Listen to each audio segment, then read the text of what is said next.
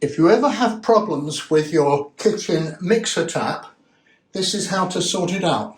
I had a drip on mine, so what you need to do is take a screwdriver or something and then just dig out the little end cap, which is sometimes quite firm. Take a screwdriver and undo the screw. Comes out quite easily.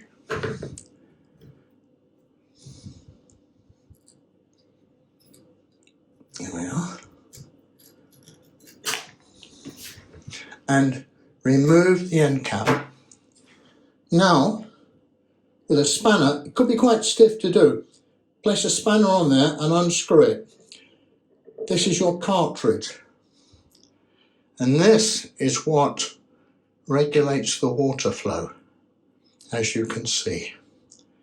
And that's all you need to replace. You can buy them in pairs at Amazon for less than £10 per cartridge. Piece of cake. Pop the new cartridge back in, screw it up fairly tight, not too tight because there's a little rubber gland there to stop the water leaking out. Do it up hand tight, then just a quarter of a turn with a spanner and check it open and close.